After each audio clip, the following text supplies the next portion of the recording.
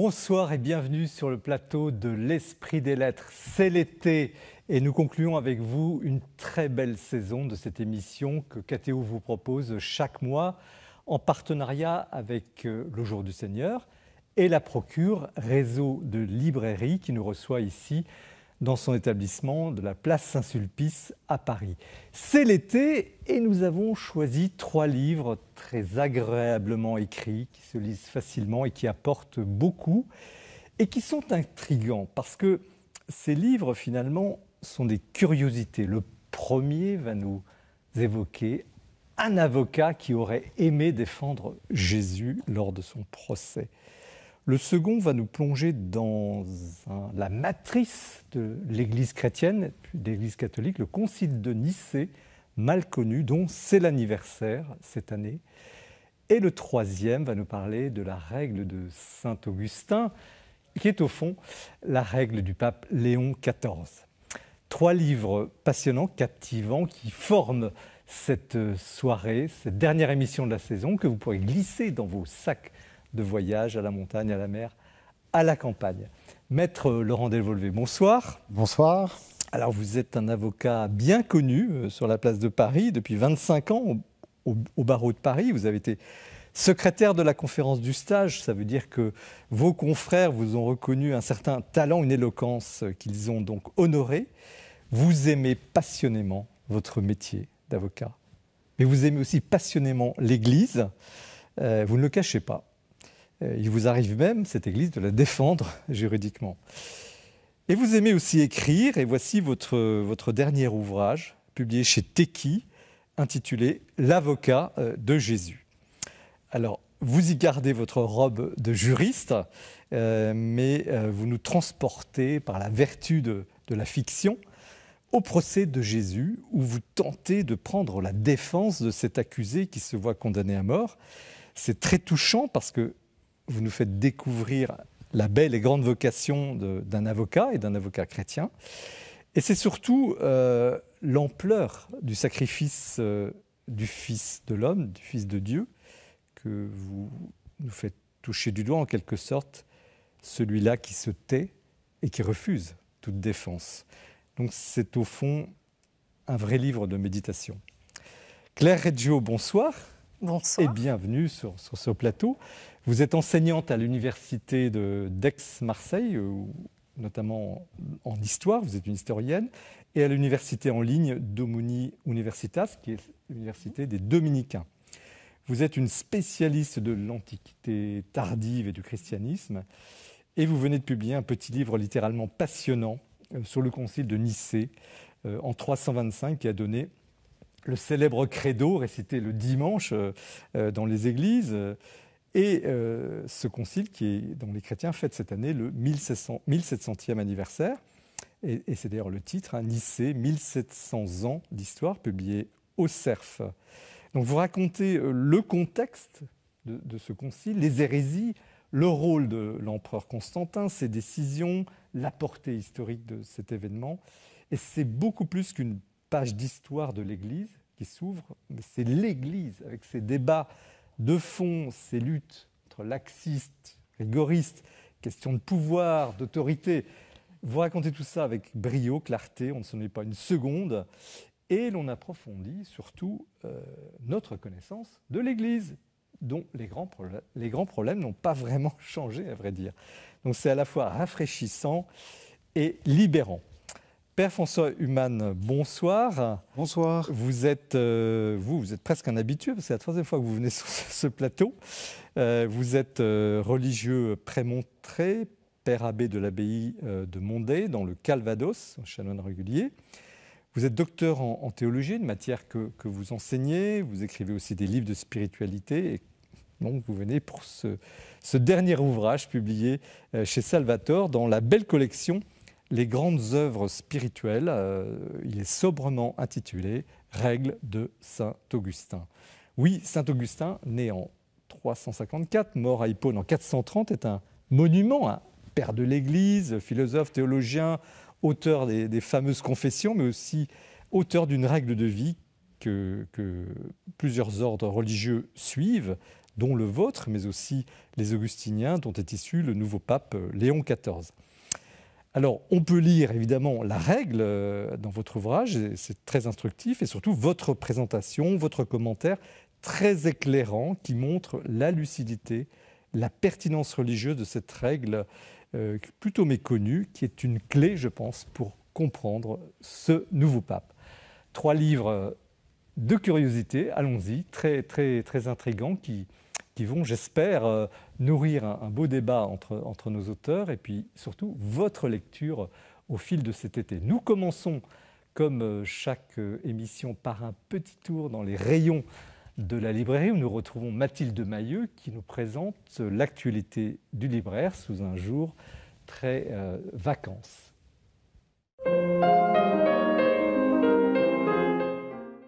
L'actualité du livre religieux en ce début d'été, eh bien, ce sont 3 livres, 3 nouveautés que je suis heureuse de vous présenter, mais suivies de 3 autres livres, des livres qui auront marqué décidément l'année de la procure et l'année de notre librairie. Alors tout d'abord, la première nouveauté, La foi est un voyage du pape François, publié aux éditions Équateur, quelques jours à peine, après le décès du pape François. Ce livre est préfacé par Charles Wright, qui nous initie et qui nous invite plus encore à suivre le pape François. Que nous dit le pape François en substance? Chaque chrétien marche dans sa vie. Chaque marcheur, finalement, cherche Dieu au cours de ses pérégrinations. Marcher est un effort, mais marcher, finalement, nous rapproche de plus en plus de nous-mêmes et nous rapproche de Dieu. C'est un livre magnifique, un livre méditatif qui peut accompagner tout marcheur cet été sur les routes de Compostelle, sur les sentiers douaniers de Bretagne ou dans les campagnes. Emportez avec vous ce livre car il sera un merveilleux compagnon. Dieu crève l'écran. Eh bien, c'est le frère carme Jean-Alexandre de Garidel qui publie aux éditions du Carmel ses repères spirituels en temps d'hyperconnexion. On a coutume de dire au début de l'été qu'on a besoin de faire une pause ou surtout qu'on a besoin de déconnecter. Et aujourd'hui encore, plus qu'hier, il est temps de déconnecter. Alors ici, le frère Carme nous invite à retrouver notre intériorité à travers un itinéraire spirituel profond, accessible et surtout vital. Les échecs de Jésus, à présent, c'est le frère dominicain Jean Druel qui nous invite aux éditions d'Ussert à étudier ou surtout à méditer ces passages de l'Évangile où Jésus est en butte avec des hommes particulièrement qui refusent sa parole, qui refusent de le croire, qui refusent de le suivre. Alors nous aussi, quand nous sommes en proie au découragement, nous pouvons suivre Jésus avec le Père Jean Druel et comprendre qu'il y a une chance pour l'espérance et pour continuer le chemin. Alors je vous le disais, c'est 3 grandes lectures que je suis heureuse de vous présenter et qu'il est nécessaire de lire pendant l'été et surtout que c'est un temps absolument merveilleux pour le faire. Il s'agit de Paysans de Dieu du frère François Cassingénat-Trévedi qui publie aux éditions Albin Michel un magnifique ouvrage très méditatif, un bréviaire en quelque sorte à la fois humaniste, merveilleusement spirituel et surtout totalement tourné vers la création. Il a choisi de parcourir le Cantal. Il a décidé de poser ses valises en terre cantalienne après avoir vécu de nombreuses années au monastère de Ligugé. Aujourd'hui, il vit en moine auprès d'hommes et des femmes de ce pays. Il s'occupe du bétail, il explore la campagne.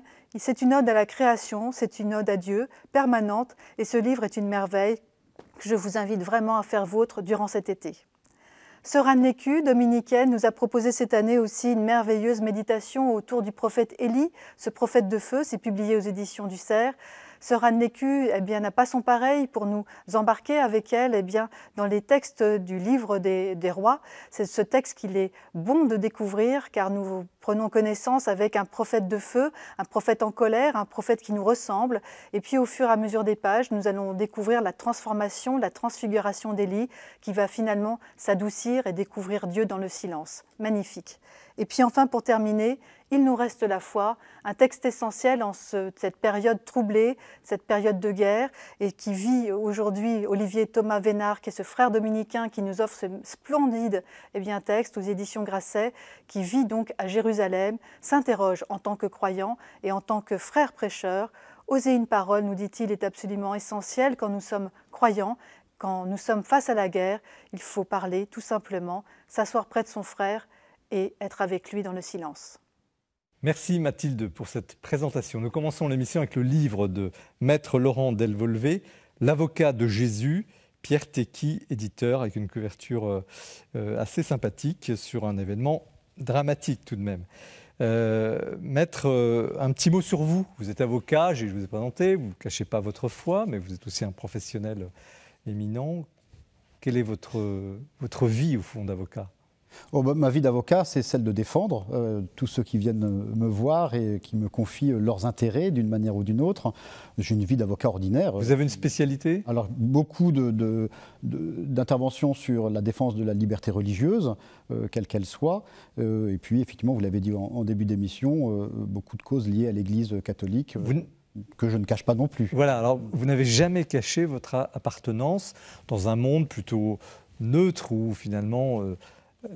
dans le monde laïque français, être catholique n'est pas toujours bien porté. Alors oui, mais pour un avocat, il n'y a pas beaucoup de mérite, parce que l'avocat, c'est la liberté, quoi qu'il arrive. Donc, et puis moi, je trouve que c'est plutôt, pas un étendard, mais plutôt un moteur que d'être ouvertement animé par sa foi. Donc c'est quelque chose que je n'ai jamais caché, que je ne cache pas. Et puis effectivement, on m'a dit, mais tu fais ton coming out avec les premiers ouvrages qui avaient trait à la foi. Pas du tout. C'est juste que je me suis mis à écrire comme cela, et on n'écrit que ce que l'on connaît. Donc on est et ce que l'on aime. Oui, parce qu'en vous lisant, quand même, on en sent un homme passionné. Pourquoi ce livre maintenant sur le procès de Jésus ? Alors c'est une aventure un peu étonnante. Je m'étais évidemment comme juriste intéressé à ce procès, et j'ai constaté qu'il y avait des centaines d'ouvrages sur le procès de Jésus, quelle que soit d'ailleurs la matière, beaucoup d'historiens du droit, d'historiens tout court, de théologiens évidemment, beaucoup de gens effectivement passionnés par tel ou tel aspect du procès de Jésus, mais rien sur l'existence ou pas d'un avocat lors de ce procès, même pour l'écarter, pour dire évidemment il y avait le procès de Jésus, mais évidemment il n'avait pas d'avocat et pour telle et telle raison. Et je n'ai rien trouvé, alors j'attends qu'on vienne me le dire. Il n'y a aucune trace historique qui pourrait laisser... C'est certain. Je n'en sais rien, moi je ne suis pas du tout historien, ni théologien d'ailleurs, mais je constate qu'à aucun moment on vient de dire il y avait un avocat ou il n'y avait pas d'avocat. Alors vous vous êtes dit, j'y vais. Et je me suis dit, d'abord j'ai creusé pour savoir si juridiquement il y avait une possibilité d'avocat en droit d'abord hébraïque et puis en droit romain.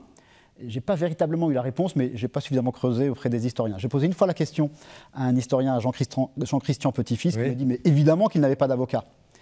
Ça, c'est une réponse d'autorité, mais j'aimerais bien qu'on me dise très clairement.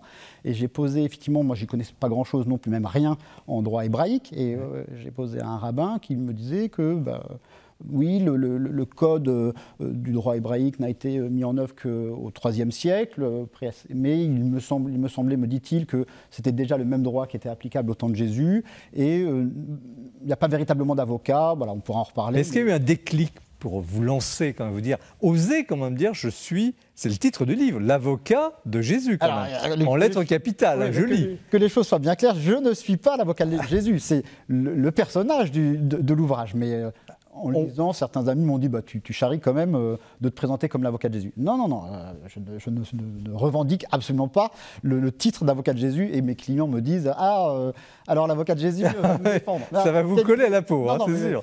Voilà, mais certainement pas. L'idée, c'est d'abord de s'intéresser au procès de Jésus comme tout un chacun. Un grand nombre dans l'humanité s'est intéressé quand même au procès de Jésus. Et ensuite, il y a eu au moment de la rédaction, et ce n'était pas du tout sous cet angle-là à l'origine, mais un déclic ou une intuition, vous me direz d'où ça vient, je n'en sais rien, mais peu à peu en se disant, mais finalement, l'angle qui est intéressant, c'est de voir ce qu'un avocat aurait fait dans cette situation.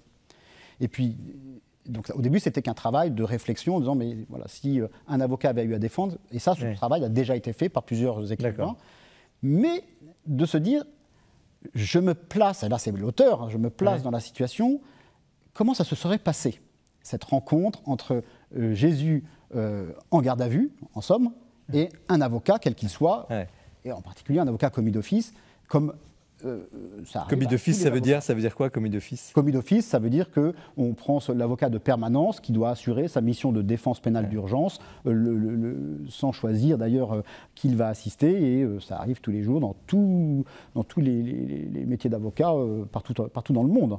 Toujours les droits de la défense sont exercés par des avocats commis d'office pour assurer une défense, parce que c'est un droit fondamental de l'humanité. En tout cas, vous faites, on y est, vous racontez, parce qu'il y a une partie de fiction, on est dedans, il y a des dialogues dialogue, vous reprenez notamment des phrases de l'Évangile, mais enfin, tout ça est cohérent, et puis il y a des plaidoiries qui ponctuent le texte.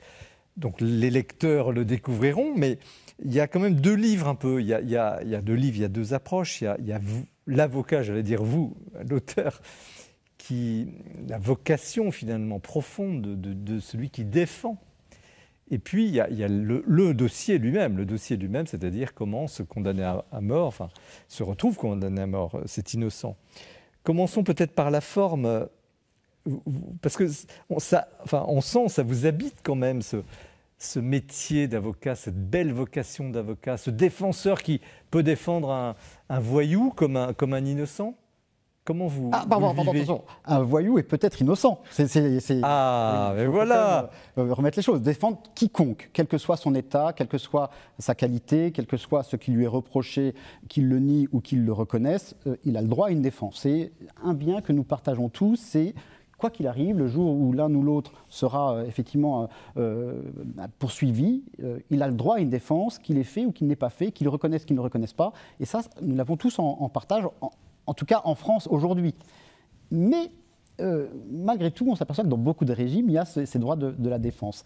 Et pardon, quelle était votre question cette partie, je dis, il y a deux parties. Il y a un peu la forme du livre, qui est, on sent un homme passionné par son métier, qui fait partager à la fois les doutes, mais aussi la grandeur de l'avocat que vous venez de décrire, l'incarnation des droits de la défense, je vous cite, et c'est très intéressant, l'art de la plaidoirie, on vous lit en train de défendre le Christ, et puis, ce qui est beaucoup frappant, je voudrais bien vous entendre là-dessus, à un moment donné, il y a la prière de l'avocat.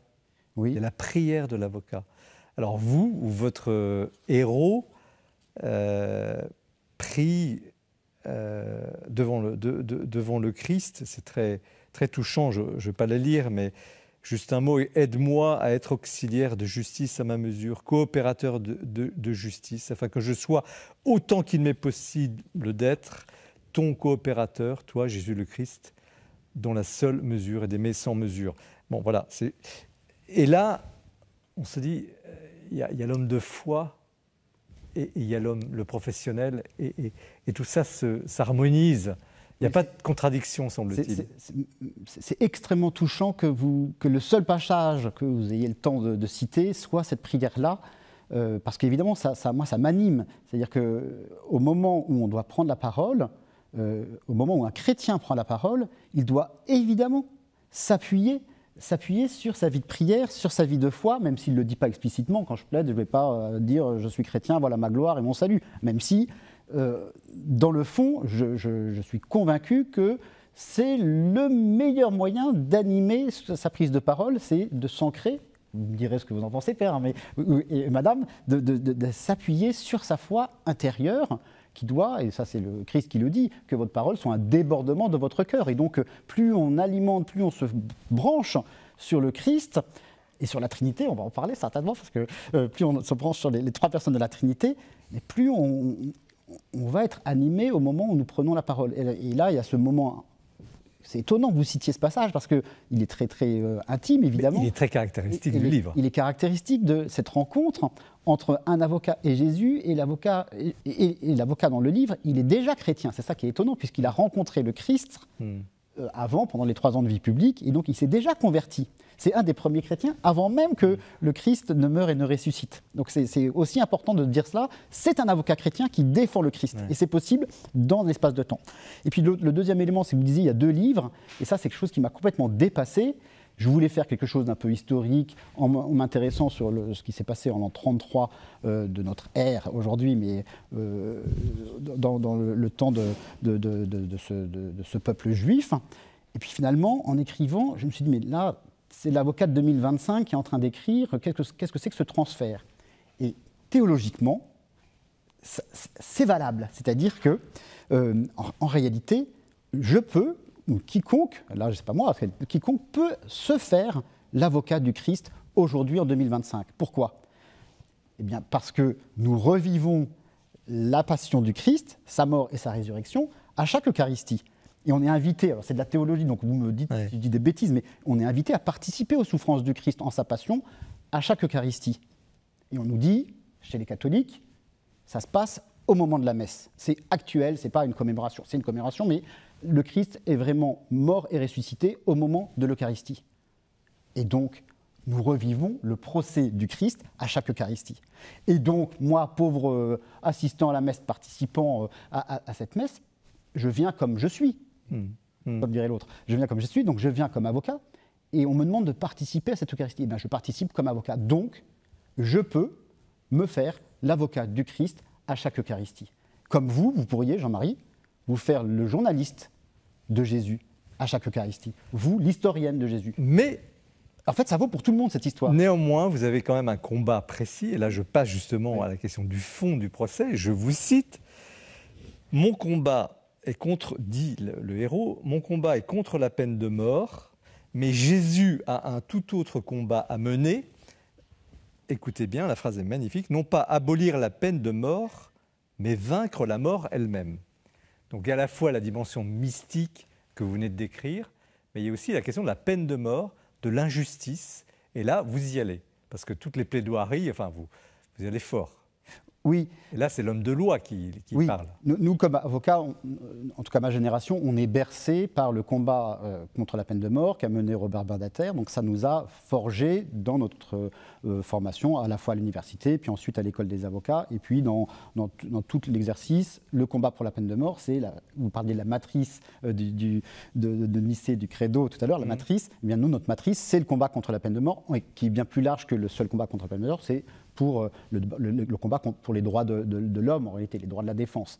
Et effectivement, en réfléchissant, Jésus, il ne se bat pas, oui, bien sûr qu'il se bat contre la peine de mort, mais il se bat contre la mort lui-même. Et d'ailleurs, il va vaincre la mort. Et il n'a pas besoin d'un avocat de service pour mener son combat. Mais effectivement, c'est une cause qui, bien sûr, dépasse largement la situation historique des protagonistes, puisque c'est un combat à mort et à vie. Et donc, et c'est la vie qui va gagner. Malgré tout, arrive ce moment poignant dans le livre, et c'est un peu la force aussi, la puissance de ce livre, qui ouvre la méditation, c'est ce silence, le droit au silence. Vous expliquez ça, le droit de se taire, qui est aussi réel dans la vie juridique, mais qui, dans ce cas, prend une dimension totalement métaphysique, enfin extraordinaire, que vous mettez bien en évidence, ce droit au silence. Oui, ça c'est les évangiles qui nous l'évoquent, pas le droit au silence, mais le fait que le Christ se tait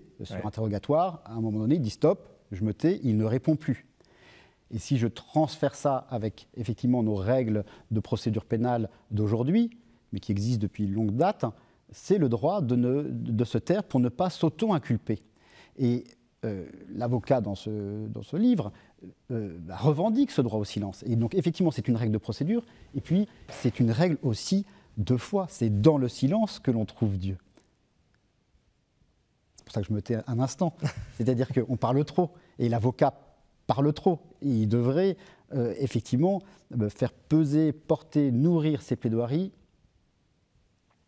de son silence. Voilà.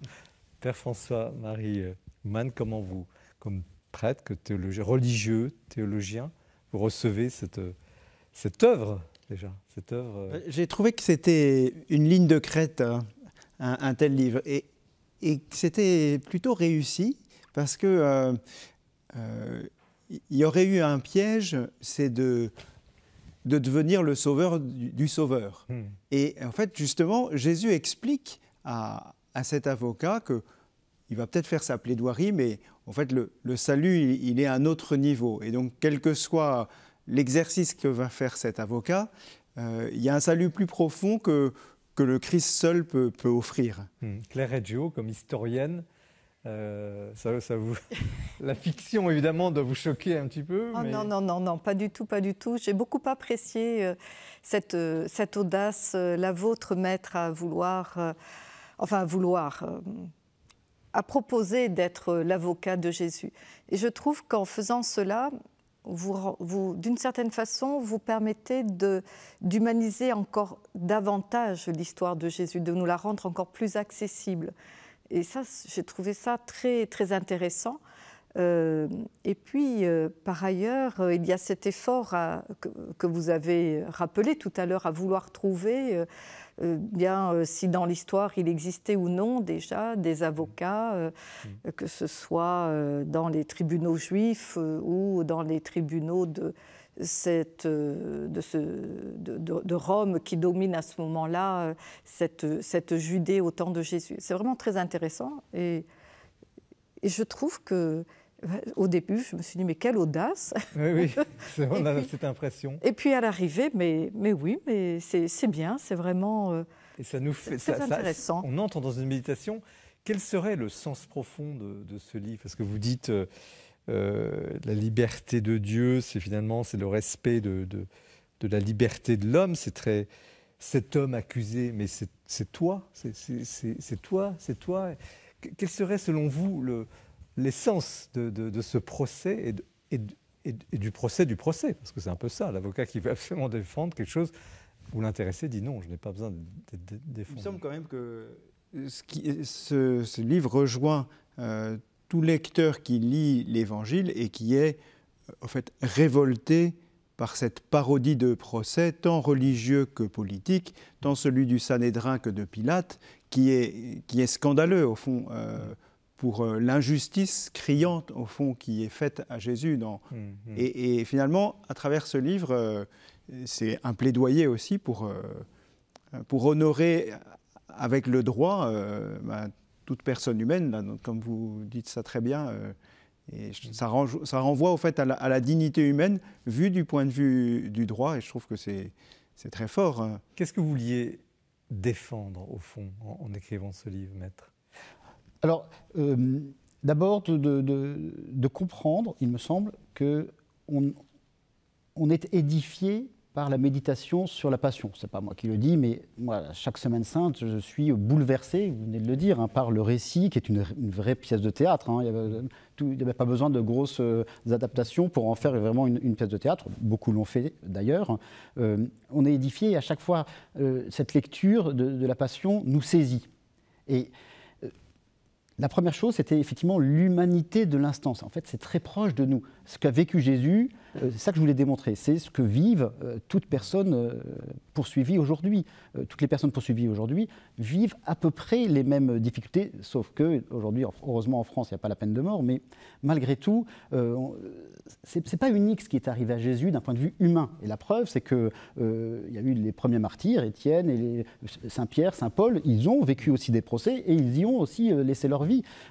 Et comme ça, jusqu'à aujourd'hui, les martyrs chrétiens sont extrêmement nombreux. Donc, l'humanité de Jésus, montrer qu'en son humanité, Jésus a vraiment rejoint tous ceux qui ont affaire à la justice. Et c'est extrêmement désagréable d'avoir affaire à la justice, quelle que soit la place que l'on occupe. On peut parler aussi des personnes victimes. C'est un vrai chemin de croix. Et donc ce chemin de croix judiciaire, ce que je voulais démontrer, c'est que Jésus l'a vécu aussi, et l'a vécu avant nous, jusqu'à donner sa mort, et que ça peut être un point d'appui pour toute personne qui a affaire à la justice. Parce que c'est une réelle difficulté psychologique, morale, financière, humaine, en somme, que d'avoir affaire, quelle que soit l'affaire. Après, il y a des affaires plus aiguës que d'autres, évidemment, mais c'est une souffrance. La confrontation avec la justice est une souffrance, et s'appuyer sur les souffrances de Jésus, qui a été qui a pris la totalité de ce procès sans effectivement n'exercer aucune défense, peut pour nous, et pour toute personne qui est confrontée à la justice, être un moyen pas forcément d'apaiser ses souffrances, mais de porter spirituellement ses souffrances. Alors, il y a un aspect presque militant, très clair, pas militant, mais vous faites une mise au point très nette sur la question du déicide. Oui. Là, vous êtes catégorique. Alors, je vous donne quelques instants la parole et puis vous réagirez les uns les autres. Donc, le peuple juif a-t-il tué le Dieu, quoi? Alors là, vous parliez, Père, de la ligne de crête. Là, je me suis dit, attention, l'idée d'un avocat, c'est de ne pas rompre la relation et de ne pas heurter là où il n'est pas nécessaire de heurter. Et je me suis dit, mais que dirait un juif lorsqu'il va lire cet ouvrage? Je ne sais pas s'il le lira, mais est-ce que avec ta petite vision chrétienne, catholique, est-ce que tu ne risques pas de heurter des personnes qui ne pensent pas comme toi ou qui même ont une autre religion? Et donc, j'ai effectivement creusé la question du fait de ne pas faire d'anti-judaïsme ou d'antisémitisme. Et là, vous dites, c'est hyper donc, clair. C'est le concile. Voilà, c'est très clair. Père, là-dessus, qu'est-ce que c'est quelque chose que vous avez apprécié, cette précision? Oui, je pense que c'est très juste de la faire, même si, effectivement, depuis le Concile Vatican II, et même avant, vous signalez déjà dès le Concile de Trente, oui, le Concile de Trente, il y a toute une réflexion. Les années du Concile de Trente, on est en... On est au XVIe siècle. XVIe siècle, donc voilà. c'est Mais on n'a jamais fini d'épurer un passé dans ce domaine. Reggio, cette mention est importante sur le plan historique? Ah oui, oui, oui, très très importante, surtout quand on connaît ce que pendant de nombreux siècles l'Église a mis en avant, c'est-à-dire honte à ce peuple déicide, en parlant du peuple juif. Donc c'est très important que vous l'ayez mentionné. Finalement... pour le récuser. Oui, pour le récuser, oui, oui, bien sûr, bien sûr. Et finalement, ce sont les hommes qui ont tué Jésus. En lisant votre livre, j'avais un tableau en tête, c'est celui de Jérôme Bosch, que vous connaissez peut-être, Ecce Homo. Et je pense que cette œuvre de Jérôme Bosch, qui est du XVIe siècle également, met bien en exergue ce silence intérieur du Christ qui ferme les yeux, qui se tait, tandis que se déchaîne tout autour de lui la haine et la violence des hommes, que les bouches sont déformées par des cris, par des injures. Et finalement, la beauté, elle est dans cet homme humilié, supplicié et qui est condamné de façon injuste. À ce propos, justement, est-ce que cette soumission, alors je poserai peut-être d'abord la question aux théologiens, cette soumission du chrétien n'est pas une forme d'injustice par rapport à la justice? Autrement dit, il serait dans son droit, le Christ ou quelqu'un d'autre, mais comme il est chrétien, il va dire, bon, je me soumets. Est-ce qu'il ne commet pas là une injustice? Et alors, je pense qu'il faut peut-être lire la Passion dans l'ensemble des écrits des évangiles. Vous voyez par exemple les débats de Jésus avec les Juifs, par exemple dans l'évangile de Saint Jean, ils ont lieu tout au long de l'évangile. Il y a beaucoup de controverses, de discussions théologiques. Donc quand on arrive au moment de la Passion, Saint Jean nous livre un peu une synthèse. Et de même aussi les rencontres de Jésus tout au long de l'Évangile qui font que Jésus ne s'est pas laissé tout au long de sa vie simplement soumettre. Il a au contraire été très actif, très réactif. Donc être chrétien, ce n'est pas être soumis, ni non, accepter. C'est pas, on entend ça dans d'autres religions peut-être, mais ce n'est pas... Merci Maître Laurent Delvolvé, l'avocat de Jésus. Teki, nous poursuivons l'émission avec le livre de Claire Reggio sur le Concile de Nicée. Restez bien avec nous. C'est l'heure aussi du coup de cœur que Guillaume Vanier nous présente.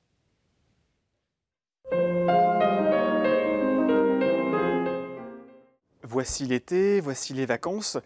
Et c'est souvent l'occasion de passer un office, une messe, un jour, une semaine dans une abbaye, dans un monastère. Et à cette occasion de découvrir ou de redécouvrir le chant grégorien. Alors c'est un chant que quand on l'entend pour la première fois, souvent on subjugue, on se croit un peu transporté au ciel, transporté avec le chant des anges. Et en même temps, on a un peu un côté hermétique, on a envie d'en savoir plus, de mieux le comprendre. Eh bien, le petit livre de Xavier Accart, publié aux éditions du Cerf, L'âme du grégorien, peut nous servir d'excellente introduction à l'intelligence, à l'âme, et le titre est un programme, à l'âme du chant grégorien.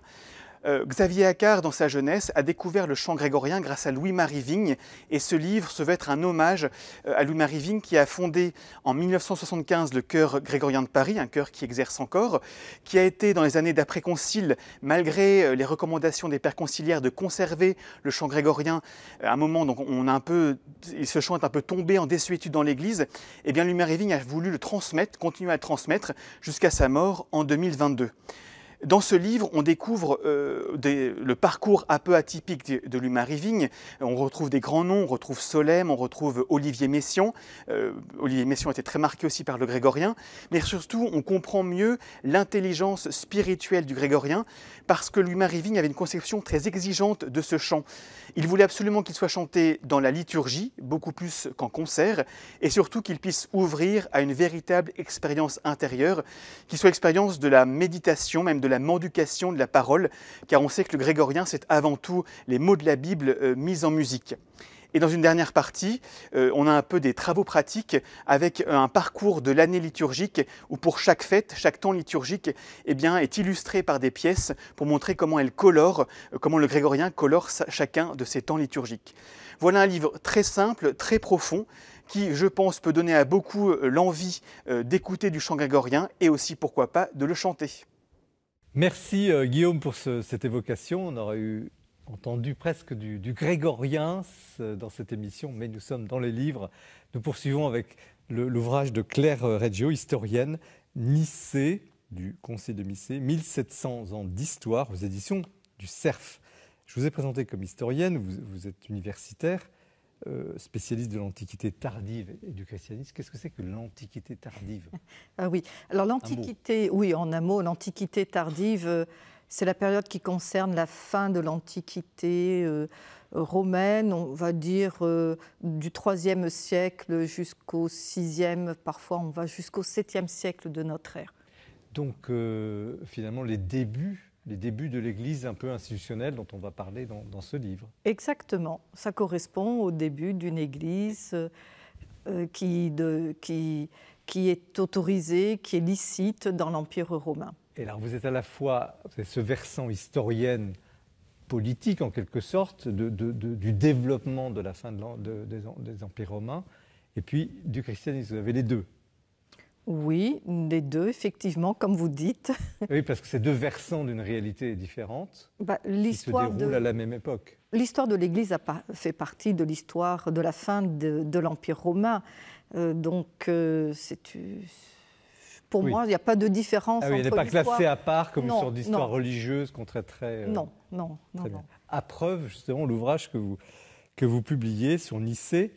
Alors là, je vais vous poser une colle impossible pour un professeur de votre niveau, mais je sais que vous allez y arriver. Le Concile de Nicée, sa date, son lieu, son objet, en 2 minutes. En 2 minutes. Bon, alors ça tombe bien, on n'a pas beaucoup d'informations sur le sujet, donc ça peut être très rapide. La convocation du Concile de Nicée nous permet de dire que le Concile a dû débuter le 20 mai de l'an 325. Il a duré plusieurs jours, peut-être plusieurs semaines. Donc, ce qui permet d'ailleurs de penser qu'en juillet, on pourra encore célébrer les 1700 ans de ce concile. Ça se passe à Nicée, c'est facile. L'actuel... Iznik, en Turquie. Et il s'agit d'une ville qui était dans une ancienne province dite de Bithynie. Alors, c'est un mot un peu savant qui désigne une région qui n'est pas très, très éloignée finalement d'Istanbul aujourd'hui. Le contenu du concile, c'est de résoudre des querelles entre ecclésiastiques, des querelles théologiques, dogmatiques, disciplinaires. Alors il y a eu, vous racontez ça, le contexte du concile, et il y a eu, je sais pas si c'est vrai, vous allez dire c'est vrai historiquement, mais ça a été parfois violent. Il y a eu des manifestations, il y a eu des altercations, il y a peut-être eu des morts d'ailleurs, où on se battait sur des questions théologiques. Oui. Ou est-ce que c'est une légende ? Alors, il faut resituer les choses dans son contexte. C'est-à-dire que ce début du IVe siècle est très mouvementé au sens où, depuis que l'Église chrétienne est autorisée, c'est-à-dire depuis qu'on a proclamé au travers d'un édit dit de tolérance qu'il était possible pour les chrétiens de vivre publiquement leur religion, eh bien, tout d'un coup, il y a une sorte d'effervescence religieuse, vous voyez. Donc, on s'interpelle, on se pose des questions. Pour toi, qui est Jésus ? Il est le Fils de Dieu. Peut-il être Dieu lui-même ? En fait, il n'y a que tout un flot de questions. C'est passionnant. Les débats sont passionnants. Mais de là à venir aux mains. Oui, alors on peut en venir aux mains, pourquoi pas sur. Ça a probablement existé. Oui, on peut imaginer qu'on allait jusqu'à des altercations. On peut imaginer cela. Alors après, vous avez les historiens qui considèrent qu'il y a une exagération dans les témoignages de certains. D'autres considèrent que ce ne sont que des figures de rhétorique pour montrer à quel point les débats pouvaient être vifs. Et puis d'autres, en revanche, se disent mais il doit y avoir un fond de vérité quand même. Peut-être qu'à un certain moment, on en venait aux mains. Quels étaient ces vifs débats en synthèse? En synthèse, quoi portait au fond ce débat et donc l'expression ensuite du concile? Oui, il y a des débats qui portent sur la foi chrétienne et sur l'identité chrétienne, c'est-à-dire être chrétien, qu'est-ce que cela signifie? Ça signifie pratiquer, bon, très bien, prier, être baptisé évidemment. Ça signifie célébrer Pâques également. À quelle date? Vous voyez, déjà là, on commence à toucher un des problèmes essentiels du Concile, c'est l'affirmation selon laquelle il est important que tous les chrétiens fêtent cette grande fête qu'est Pâques, la fête de la résurrection, en même temps. Donc il y a ces questions de pratique, il y a la question de la foi, de la croyance. En quoi croit-on? Un Dieu unique, un Dieu trinitaire. Exactement. Alors trinitaire, on n'en est pas encore là. Il faut attendre le concile suivant de Constantinople pour en venir vraiment à affirmer la Trinité. Pour l'instant, le débat porte essentiellement sur le Fils. Le Fils est-il Dieu? Ça semble difficile quand même. Vous décrivez effectivement ces débats, des gens qui sont chrétiens et qui soutiennent que Jésus ne peut pas être Dieu puisqu'il a été créé. Enfin, vous expliquez ça très bien, très clairement, parce que c'est assez technique sur le plan théologique. Comment répond, au fond, qui décide de la réponse et comment la décision d'arriver au credo, que les catholiques et ceux qui nous regardent peuvent réciter le dimanche à la messe, comment on a réussi à établir cette synthèse pour répondre justement à tous ces débats et à ces doutes? Alors ça, j'allais dire, c'est une excellente question. Je vous remercie de me l'avoir posée, parce que on ne sait pas vraiment comment s'est élaboré finalement ce credo. On connaît le produit final, si vous voulez. On connaît le symbole, puisqu'il a été transmis, recopié. Donc, celui de Nicée en particulier, qui a été par la suite complété par le Concile de Constantinople, on le connaît. Quel est le processus qui a permis la rédaction de ce credo? Eh bien, c'est plus difficile de répondre à cette question.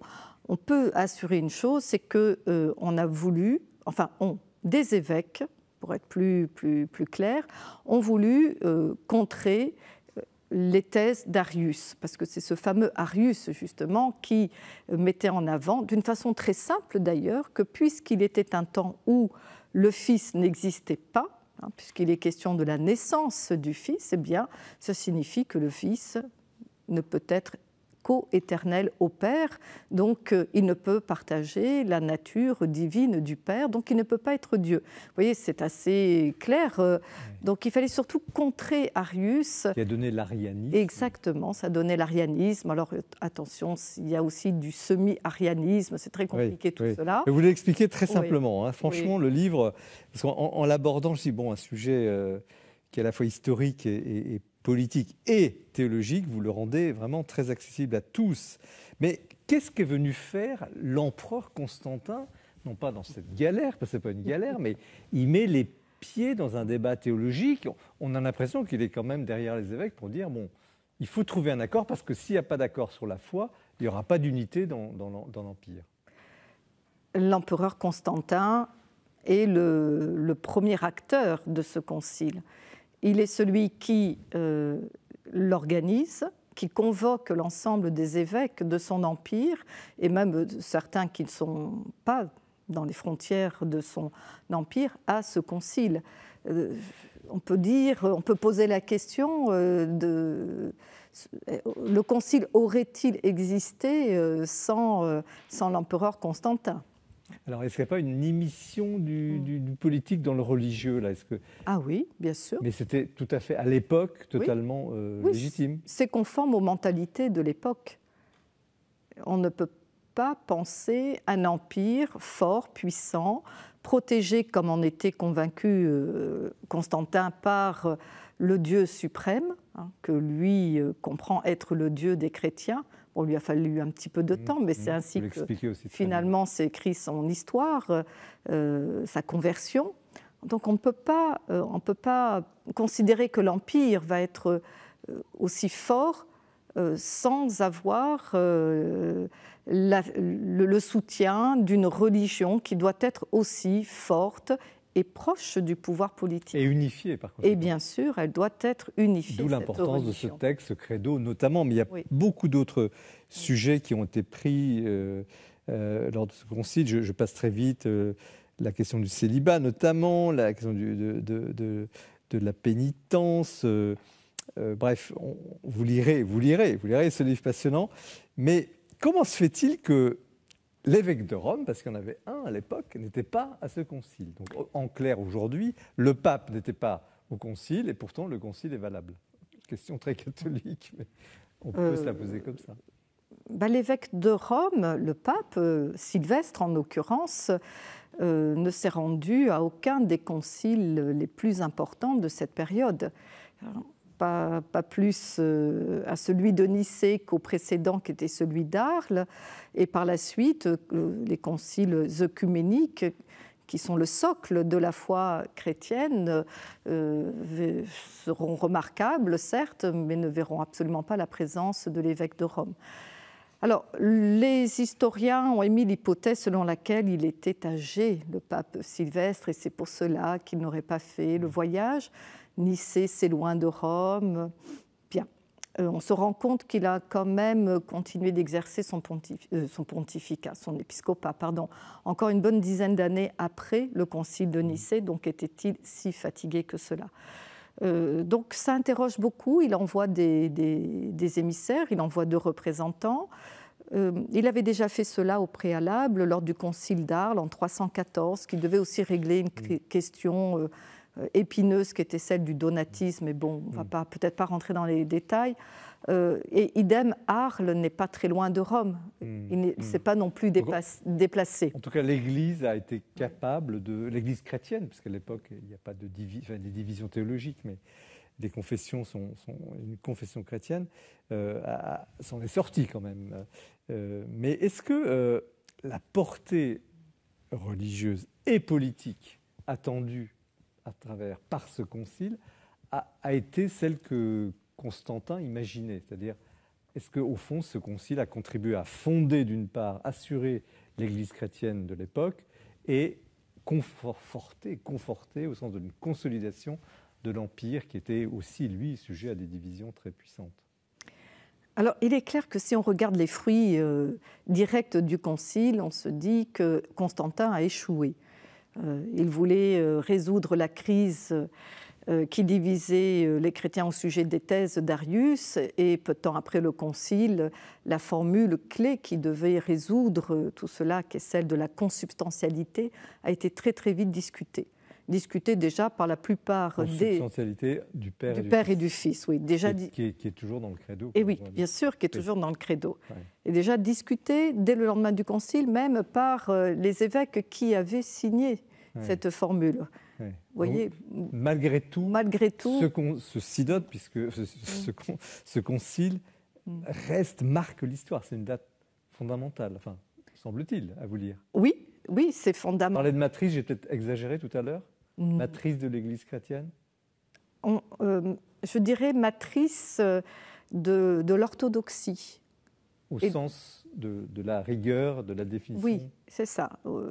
Matrice, on va dire que ce concile a donné l'idée que dorénavant, pour faire avancer la théologie, la dogmatique, pour exprimer le contenu de la foi, il faut passer par un concile lors duquel émergera le consensus de tous. Vous voyez, c'est un exercice qui n'allait pas de soi. Père François-Marie Humann, comment le théologien et le religieux perçoit bon, il y a l'ouvrage évidemment, mais l'ampleur, la portée, la prégnance de ce concile de Nicée. Alors, justement, moi, j'ai beaucoup apprécié pour l'ampleur du concile de le replacer dans l'histoire. Ouais. Tous les étudiants en théologie apprennent le concile de Nicée parce que la théologie trinitaire, qui existe bien sûr avant, elle existe déjà dans le Nouveau Testament, la foi trinitaire, mais elle se développe. Il y a un tournant marquant avec Nicée, donc on arrive un peu sur l'obstacle d'habitude, tandis que grâce à votre livre, on apprend toute l'histoire et notamment ce souci des empereurs, les uns après les autres, de trouver la religion qui va aider l'Empire à ne faire qu'un. Alors, et généralement, avant, c'était au détriment des chrétiens, puisque avec Dès, au milieu du IIIe siècle, il y a des grandes persécutions, et Dès essaye d'imposer un dieu païen. Et puis, avec Dioclétien au début du IVe siècle, à nouveau vers l'an 303, des grandes persécutions en essayant d'imposer un dieu païen. Et puis enfin, avec Constantin, entre guillemets, on commence à imposer le dieu chrétien. C'est moins dur pour les chrétiens. Mais on comprend un peu, au fond, ce désir des empereurs de mettre la religion de son côté pour fédérer l'Empire. Et aujourd'hui, avec le recul de 1700 ans d'histoire, quelle est la portée de ce concile de Nicée ? D'abord, c'est le premier concile œcuménique qui a la volonté de rassembler vraiment l'ensemble de l'Église répandue. On le voit, ce n'est pas forcément parfait. L'évêque de Rome lui-même ne vient pas, mais bon. Donc c'est le premier concile œcuménique, donc ça a une portée d'unité, et puis ça a une portée très forte, si vous voulez. C'est toute l'Église grecque, enfin toute l'Église d'Orient qui s'exprime. Le credo est écrit en grec, et donc pour l'Église... Voilà, je pense à cette formule de Jean-Paul II sur les deux poumons de Orient et Occident. Pour nous, c'est très important de célébrer la foi de l'ensemble des chrétiens. Maître Dévolvé, comment vous avez lu ce livre ? Qu'est-ce qui vous a... Alors, moi, j'ai été passionné, je le dis tout de suite, Claire Reggio. Merci beaucoup. D'abord, comme chrétien de base, laïque, je ne me suis jamais posé de questions, je n'ai jamais été très intéressé par l'histoire, et la figure de Constantin m'intéresse passionnément. C'est-à-dire que ce gars-là, qui était empereur, on dit pour des raisons politiques, il va faire l'unité et tout ça est politique. Mais il me semble, quand on lire votre livre, il a opéré une conversion. Il s'est converti au christianisme et il y a mis tout ce qu'il était. Et il se trouve qu'il était empereur. Et donc, derrière, il a fait suivre tout l'Empire. Évidemment, à l'époque, on disait une chose et tout l'Empire était tellement unifié que ça permettait de servir ses intérêts peut-être politiques. Mais dans le discours, vous dites il n'y a pas beaucoup de sources, mais il y a quand même le discours introductif, si j'ai bien compris, où c'est Constantin lui-même qui prend la parole. Mais c'est un acte de foi, on aurait dit un début de chapitre ou un début de synode sur la synodalité, ou même un début de conclave. Le monseigneur Cantalamessa qui exhorte les cardinaux. Mais sauf que j'y ai retrouvé les mêmes termes, et donc ce gars, il a la foi, et le reste suit. Merci beaucoup, hein, c'est vraiment passionnant. Et effectivement, l'autre point qui m'a vraiment intéressé, c'est d'abord, mais ce texte, on le médite tous les dimanches, effectivement, et même on a le droit de le faire en dehors du dimanche, hein, de le méditer aux grandes fêtes, en tout cas dans la liturgie. Un chrétien de base comme moi, je me dis, mais pourquoi tu t'y es pas intéressé plus tôt ? Et donc merci, ça va me permettre, déjà, on apprend énormément de choses, et puis l'autre point que je reçois, après je vais me tais, hein, mais c'est le début du droit canonique, donc c'est extrêmement important pour les juristes, c'est là que ça commence, et tous les canonistes le disent, ça commence à Nicée, et d'ailleurs on a encore des règles en 2025 qui viennent directement du concile de Nicée. Quoi. En droit public ? Non, en droit canon. En droit canon. Mais est-ce que l'Église, le charisme chrétien, ne prend pas un risque en définissant, en enfermant avec des mots, des définitions, la foi, l'ampleur de cette foi chrétienne ? C'est un risque qui a été pris et qui a été assumé, parce que ce qui va avec des définitions, ce sont les critiques. Et dès le lendemain de Nicée, c'est ce qu'on disait tout à l'heure, les critiques étaient là. Chacun des mots du credo a été analysé, critiqué. L'emploi de ce fameux grec homoousios, n'allant pas de soi. Ça veut dire quoi? Ça veut dire de même substance. Alors on peut aussi penser de même essence. Alors entre essence et substance, là aussi, il y a tout un débat théologique. Donc on n'écoute pas, Père, à la définir, au travail théologique. Ça dépend de quel mot vous parlez. Si vous voulez, le Verbe s'est fait chair, donc l'écriture, c'est une parole, et donc la foi, elle s'exprime dans des mots qui sont des mots humains, mais qui sont des mots aussi révélés. Donc bien sûr, la foi, elle est dans des mots. La spécificité du Concile de Nicée, c'est l'emploi d'un mot, ce fameux homoousios, qui, pour le coup, lui, sort vraiment du contexte biblique, alors que le reste du credo, des symboles qui existent déjà avant le Concile de Nicée, reprennent de la foi du Nouveau Testament. Donc la philosophie est venue... Homoousios, c'est la philosophie qui vient au secours Est-ce que c'est la philosophie il y a tout un débat justement sur ce mot. Ce n'est pas un concept philosophique, parce que, par exemple, le christianisme n'est pas platonicien, néo-platonicien, mais en tout cas, c'est un mot qui vient d'ailleurs, qui vient de la théologie, et qui a besoin d'être reçu.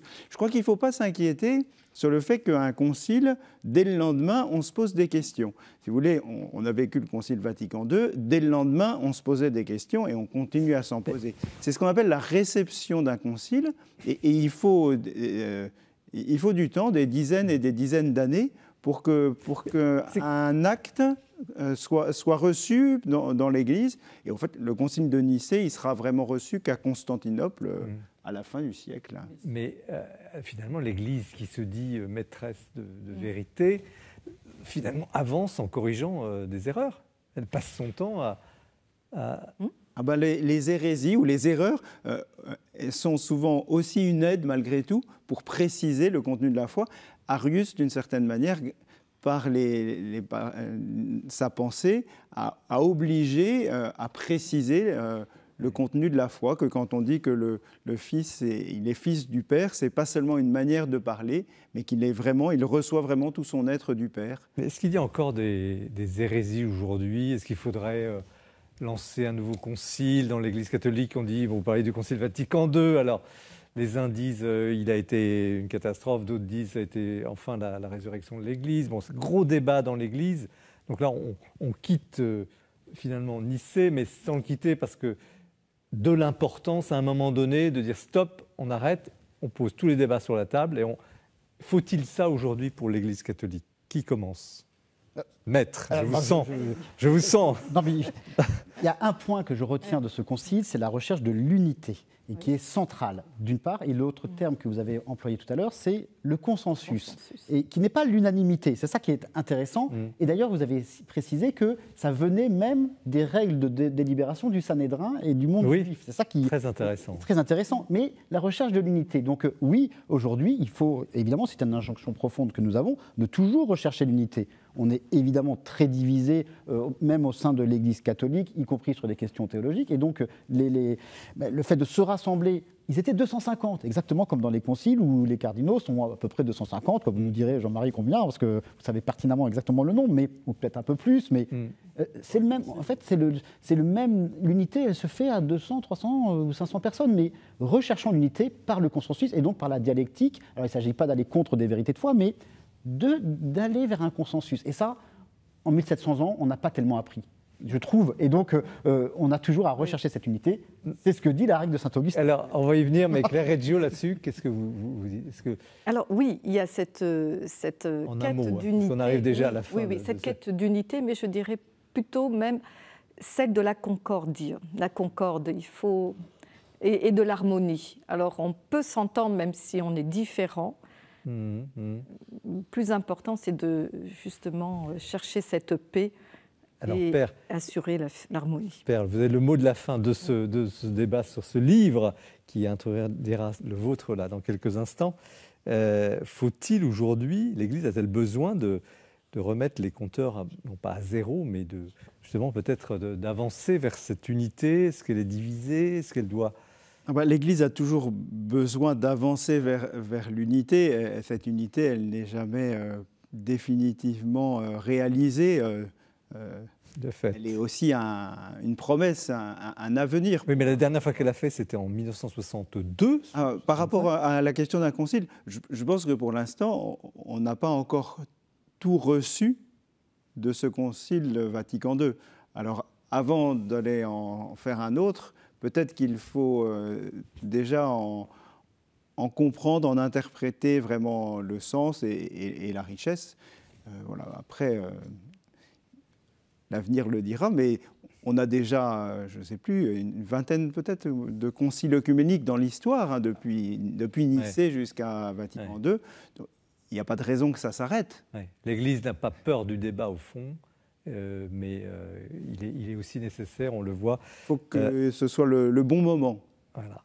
En tout cas, c'est le bon livre sur le sujet, Claire Reggio, Nicée, 1700 ans d'histoire aux éditions du Cerf, qui nous a ouvert, je partage votre passion, intérêt. C'est franchement une découverte aussi pour, malgré ce que l'on croit savoir sur l'Église, on a découvert beaucoup de choses à travers votre livre. Restez bien avec nous. On va parler maintenant de la règle de Saint Augustin, qui est un peu la règle du nouveau pape. Mais nous retrouvons le portrait qui est présenté par Jean-François Rode.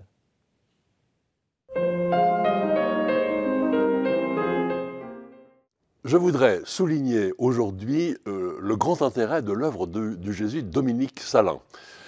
Féru de littérature, rédacteur en chef adjoint des études, maître de conférence aux facultés Loyola, grand spécialiste de l'histoire de la spiritualité, il produit coup sur coup 2 livres vraiment magnifiques. Je commence par l'expérience spirituelle chrétienne et son discernement. Je pense vraiment que c'est un livre majeur, parce que, en fait, il pose les questions fondamentales que tout le monde se pose si on souhaite s'aventurer, je dirais, dans une vraie vie spirituelle. Comment discerner la route à suivre? Quelles décisions faut-il prendre pour répondre, je cite l'auteur, pour répondre aux appels de l'Évangile? Est-ce que la prière n'est pas quand même un peu de l'autosuggestion? Est-ce que la méditation est compatible avec ce qu'on appelle le développement personnel? Qu'est-ce que c'est que l'accompagnement spirituel? Voilà. Toutes ces questions-là, Dominique Salin les traite avec beaucoup de finesse, beaucoup de clarté. Il veut être clair, il ne veut pas se dérober. Et comme il a beaucoup lu, il a toujours des citations extrêmement pertinentes, et comme il a beaucoup réfléchi, c'est comme une conversation très enrichissante, toujours renouvelée, avec un grand maître. Vraiment un magnifique livre. Et dans le même idée, il a publié aussi au Cerf Spirituel moderne, portrait et doctrine, où on a aussi bien, comment dire, un portrait de Kafka que de Thérèse de Lisieux, de Saint-Exupéry que de Charles de Foucault. Et au début, on a une histoire de toute la mystique occidentale, vraiment brossée dans un chapitre brillantissime. Il a publié aussi, dans un petit livret, dans un genre un peu différent, une retraite selon l'Évangile, dans la collection Vie chrétienne, en essayant d'être le plus près possible du texte. Et comme il l'a présenté à la procure récemment, si vous voulez, vous pouvez facilement retrouver sur le YouTube de la procure cette soirée. Alors, je cite aussi, évidemment, ses ouvrages un peu plus techniques d'histoire de spiritualité. Il a fait Le discernement des esprits selon Ignace de Loyola, un texte où il montre que, justement, Ignace, finalement, n'est pas l'inventeur tellement de la chose, mais qu'il a, par contre, eu l'originalité de s'en servir pour la prise de décision. Et puis le livre, qui est sous-titré « Les aléas d'une transmission », montre que ça n'a pas toujours été compris au cours des siècles et que la manière de donner les exercices n'a pas du tout été la même au XIXe siècle, par exemple. Dominique Salin a aussi édité de façon critique la doctrine spirituelle de Louis l'Allemand et aussi l'abandon à la providence divine, autrefois attribuée à Jean-Pierre de Caussade. Le fait que cette attribution à Caussade soit une erreur ne diminue en rien la valeur de ce grand texte qui a nourri énormément de chrétiens et qui continue à le faire. Donc, si vous ne connaissez pas ce texte, franchement, ça vaut la peine. Et puis, je termine en remerciant Dominique Salin d'avoir été chercher, retrouver cette conférence inédite sur la foi qui nous permet de réentendre la grande voix de François Varillon. Donc, franchement, je vous promets que vous ne perdrez pas votre temps si vous emportez avec vous cet été un des livres de Dominique Salin. Merci Jean-François pour ce portrait toujours aussi intéressant. Nous continuons cette émission de curiosité, de vacances, avec un petit livre très puissant, Règles de Saint-Augustin, publié chez Salvator, écrit par le père François-Marie Humann. Donc cette règle un peu inconnue, qui est une des matrices, le mot matrice revient souvent ce soir, du nouveau pape, et qui va nous aider peut-être à le comprendre davantage. Mais d'abord un petit mot sur vous. J'ai dit que vous êtes prémontré, donc père abbé d'une abbaye dans le Calvados. Un mot sur votre congrégation. Alors justement, c'est un ordre religieux qui suit la règle de Saint-Augustin, qui est un ordre religieux du Moyen-Âge, fondé par Saint Norbert au XIIe siècle. Et il choisit la règle de Saint-Augustin pour faire vivre ensemble ses frères, qui sont à la fois des contemplatifs, qui prient, qui cherchent Dieu, comme le cherchait Saint-Augustin, et en même temps qui ont une mission d'annoncer l'Évangile en communauté, dans la liturgie, votre spécificité, dans les paroisses. C'est la liturgie Alors la liturgie a une grande importance chez nous, effectivement. La vie en commun, dans cette recherche de Dieu propre à Saint-Augustin, et une vie à la manière des apôtres, à la fois dans l'annonce de l'Évangile et aussi dans la manière de vivre, de mettre tout en commun.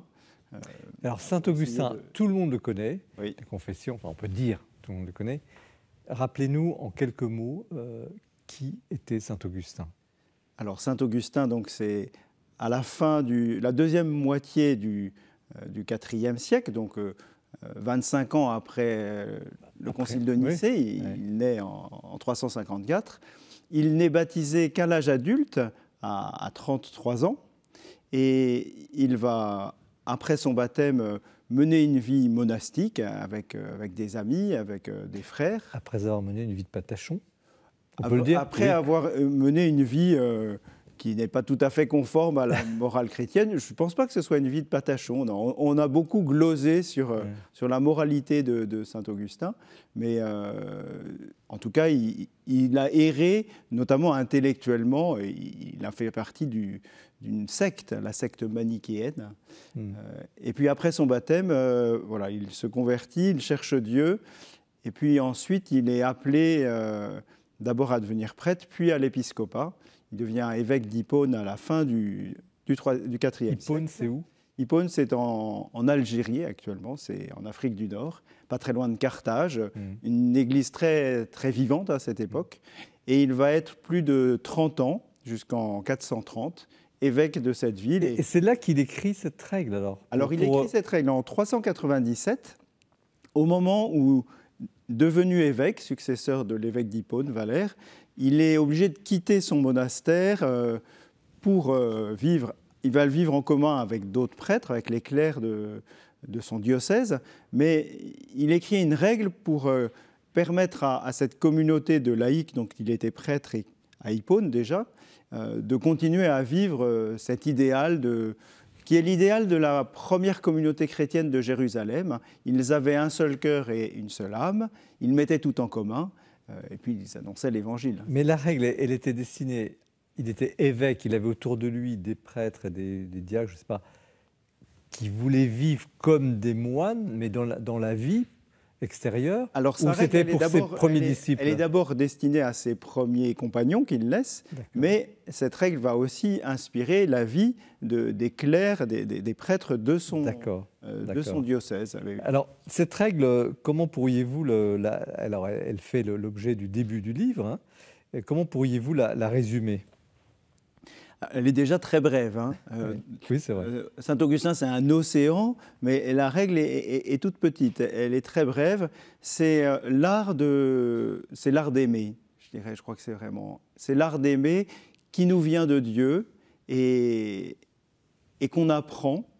Alors qu'on apprend pour nous dans une communauté ensemble, mais que tous sont appelés à apprendre. Donc il y a un apprentissage de ce qui peut nous faire grandir dans la charité en cherchant Dieu, parce que Dieu est amour et c'est en cherchant ensemble le Seigneur qu'on va grandir dans cet amour. Ce que vous appelez là une tête de chapitre, c'est comme des amants de la beauté spirituelle. Ça, c'est une expression d'Augustin lui-même. C'est la conclusion de sa règle. Il nous invite à être des amants de la beauté, cette beauté du Christ, hein, le plus beau des enfants des hommes, cette beauté de la charité, de cet amour de Dieu pour le monde. Donc aimer, être beau, vous dites, ça va jusque-là, il dit être beau aux yeux du Christ et voir la beauté finalement du Christ dans chaque personne, c'est ça? Voilà, c'est le chemin. Alors, pourquoi vous avez écrit ce livre maintenant? Est-ce que c'est lié à l'élection du nouveau pape ou... Alors, c'est antérieur à l'élection du nouveau pape, puisque moi, je vis de cette règle comme religieux depuis une trentaine d'années. Et donc, j'ai écrit ce commentaire de la règle. Bon, déjà, j'avais été maître des novices, donc dans ma charge de maître des novices, il fallait que je commente la règle. Et ensuite, comme père abbé aussi. Et donc, j'ai écrit un petit commentaire avec l'idée aussi de faire partager cette règle à ceux qui ne sont pas religieux, mais qui vivent des formes de vie en commun, que ce soit dans une famille, dans un métier, dans une paroisse. Oui, de fait, vous abordez, elle est simple, mais elle aborde beaucoup de sujets.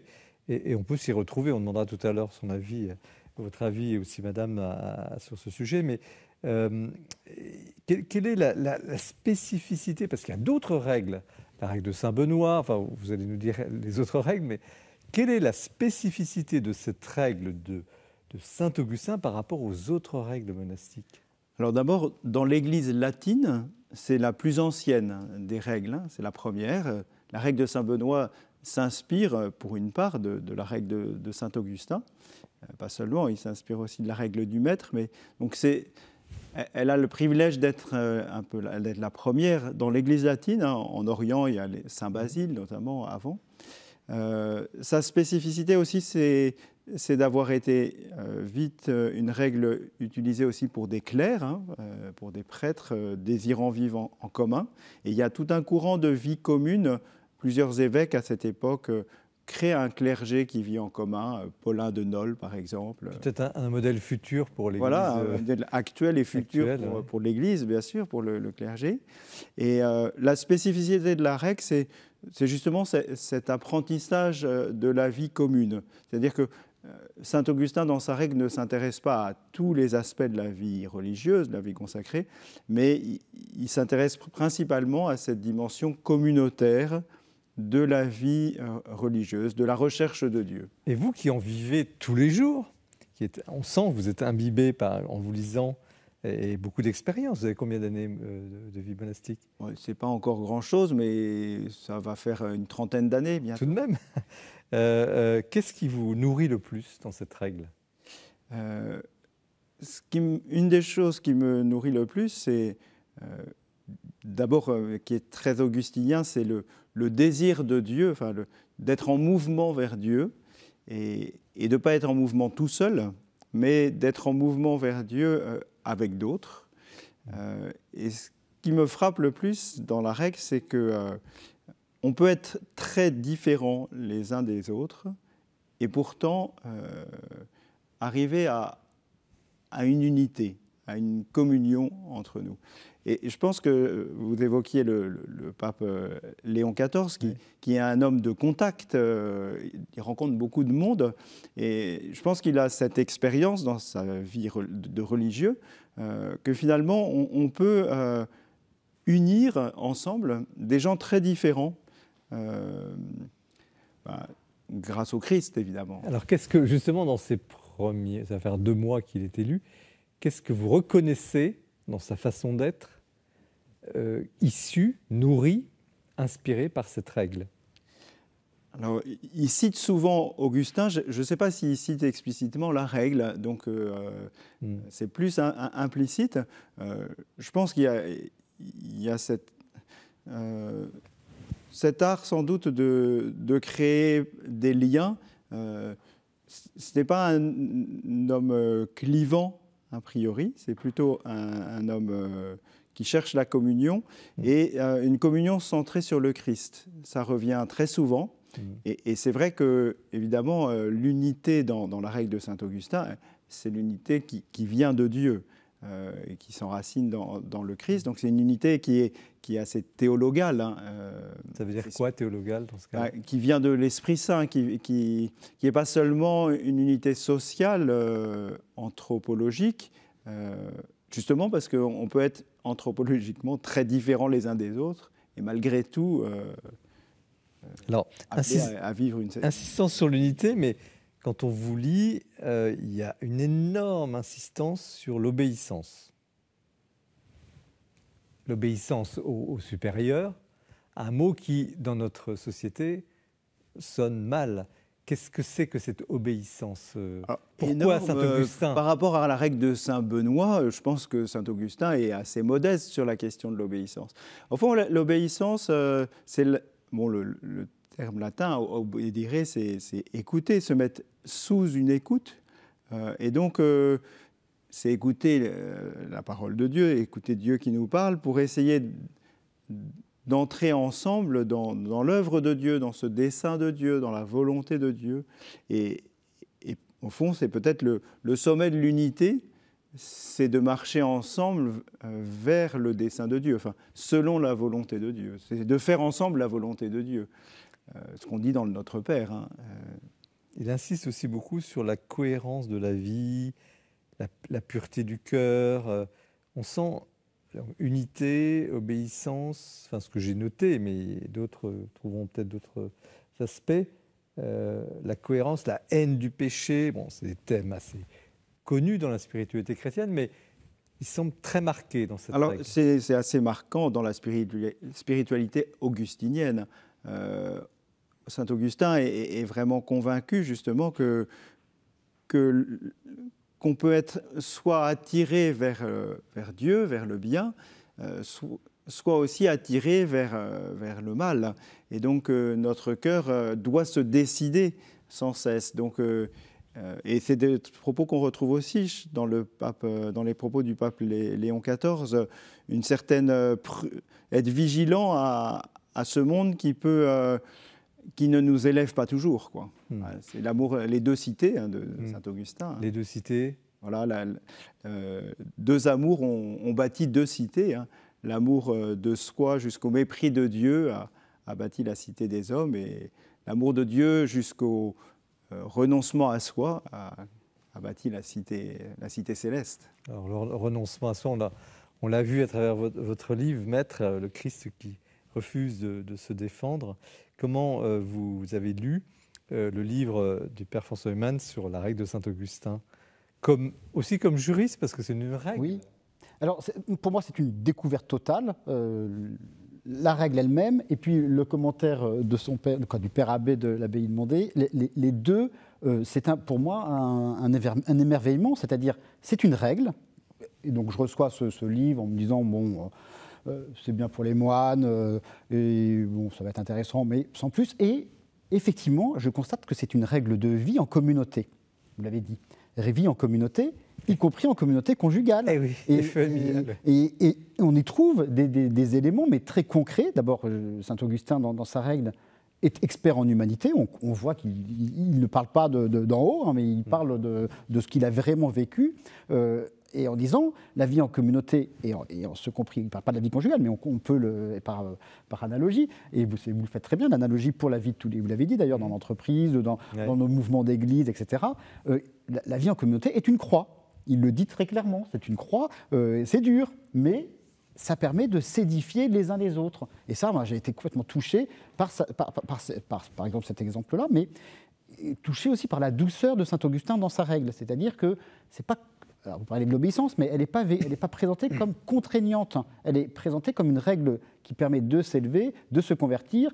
Et c'est une règle, alors c'est un lieu commun de le dire, mais c'est une règle d'amour. C'est-à-dire que c'est l'obéissance vécue dans l'amour, y compris de la part du père abbé, ou si je transpose de la part du père de famille ou de la mère de famille, il faut mettre sur la même pied d'égalité, évidemment, hein, mais une règle d'amour. J'édifie mes enfants, mais de la même manière que les enfants vont m'édifier dans l'application de cette règle.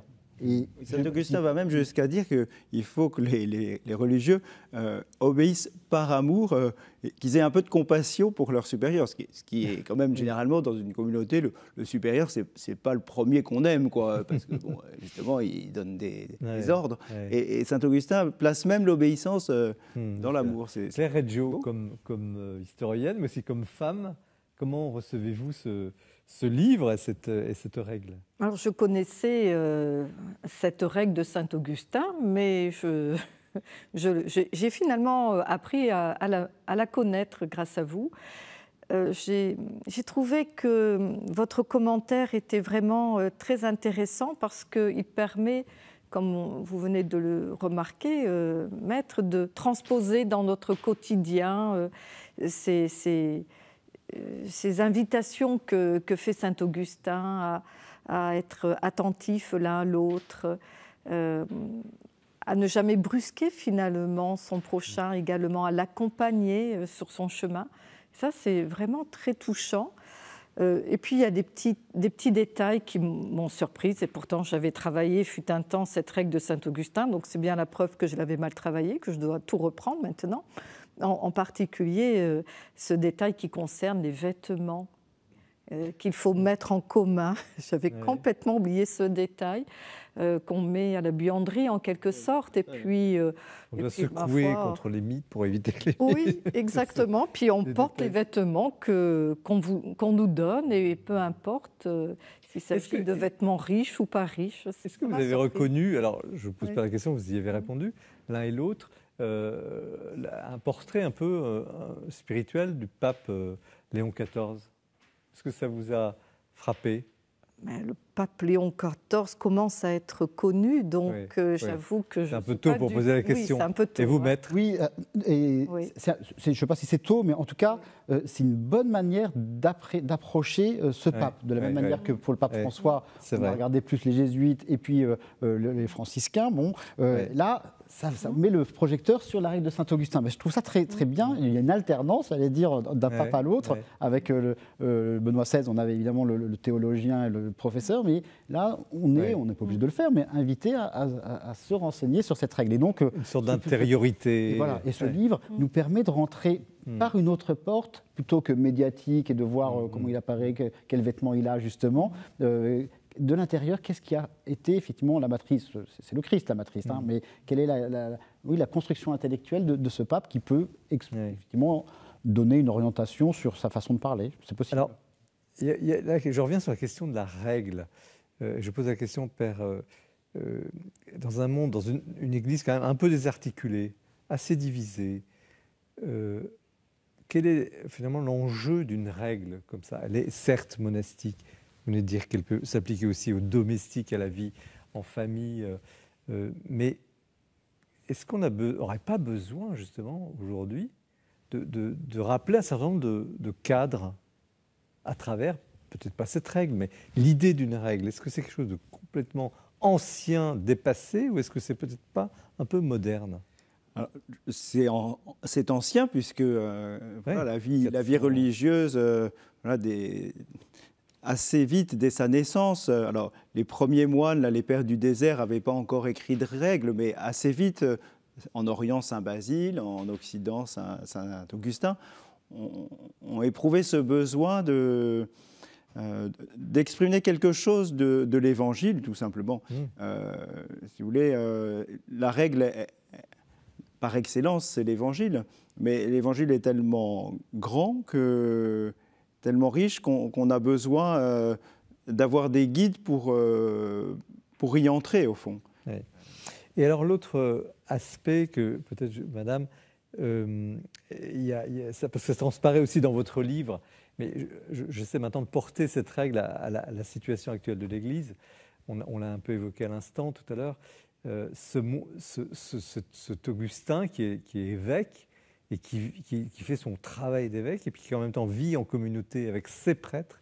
Est-ce que ça, bon, c'est courant dans l'histoire, vous le racontez aussi dans votre livre, est-ce que ça pourrait être un modèle aujourd'hui face à la raréfaction des prêtres? On pourrait imaginer qu'un évêque, finalement, il n'a plus que quelques prêtres autour de lui, ils vivent un peu comme des moines, mais ils sortent à l'extérieur.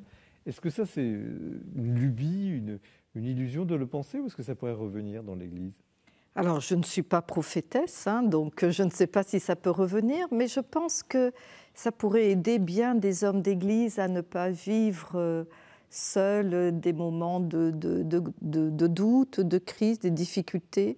Je pense que c'est un petit peu ce qui ressort aussi de cette règle de saint Augustin, c'est qu'on est plus fort à plusieurs pour affronter les vicissitudes de l'existence, et y compris d'ailleurs celles qui concernent des questions de foi. Maître? Oui, je rebondis sur un point de la règle qui m'a vraiment marqué, c'est la correction fraternelle ou le fait de dénoncer la faute de celui avec qui on partage la vie commune. Et il le dit, et ça, pour moi, il y a une actualité très criante dans cette façon de présenter les choses, en disant mais c'est un acte de charité aussi que de dénoncer plutôt que de dire on n'en parle pas, on ne dénonce pas. Et les termes employés par saint Augustin dans sa règle, je me dis, mais on peut les transposer aujourd'hui, et d'ailleurs c'est ce que l'on fait, alors je ne sais pas si on s'inspire de saint Augustin, mais en tout cas dans le mouvement d'église là, depuis quelques années, on voit bien que le fait d'oser dénoncer des faits qu'on n'aurait peut-être précédemment pas dénoncés est directement en phase, si on peut dire comme ça, ou en tout cas n'est pas démenti par la règle de saint Augustin, dès lors que c'est fait aussi dans un acte de charité et de justice, évidemment. Justement, donnez-nous un exemple, parce qu'ils insistent beaucoup sur le pardon. Régler tout de suite la question, il y a un différend, tout de suite demander pardon, enfin, comment ça se passe? C'est-à-dire que dans la règle, il y a cet aspect justement de dénoncer les fautes. Saint Augustin le fait sur un sujet justement très intime, puisque c'est au fond la fidélité du religieux à son engagement au célibat consacré.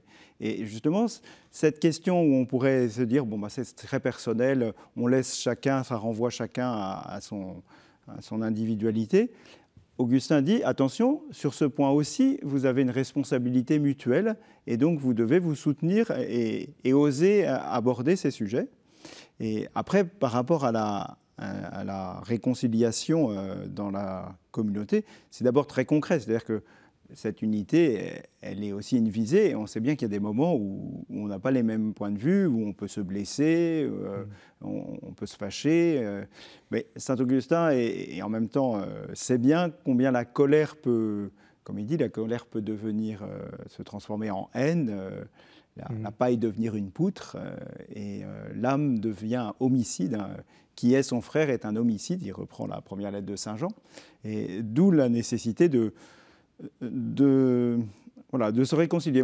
Moi, je pense vous dites même il vaut mieux un vif coléreux qu'un quelqu'un qui... dit saint Augustin. Il vaut mieux un vif coléreux qu'un homme plus lent à se mettre en colère, mais plus lent aussi à demander pardon. Qui garderait rancune. Dans notre vie religieuse, généralement, la première fois où on s'est vraiment fâché avec quelqu'un et on s'est vraiment réconcilié avec lui, pour moi, c'est la première fois qu'on rentre vraiment dans la règle. Et on fait cette expérience assez vite. À ce point-là, c'est un point de vérification. Je pense que c'est un point de vue. Et puis soi-même, on se dit, ça y est, je me suis fâché avec quelqu'un, mais on a pu se réconcilier.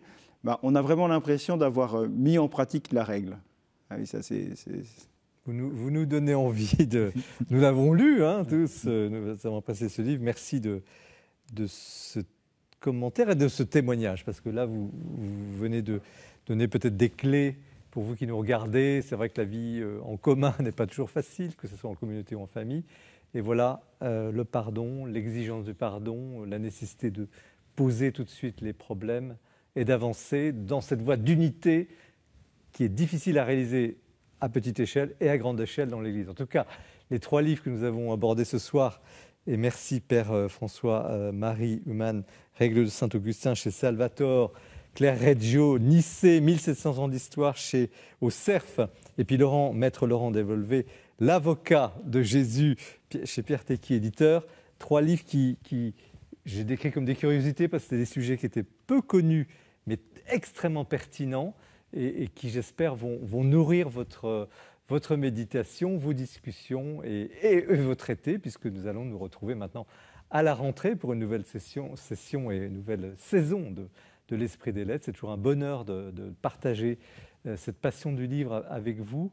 Le livre est important, il faut soutenir effectivement les auteurs, les éditeurs qui prennent les risques, puis les libraires qui les vendent. C'est toute une belle chaîne qui nourrit justement l'indéfinissable, l'intelligence et le cœur. Très bon été, merci encore de votre attention. Au revoir.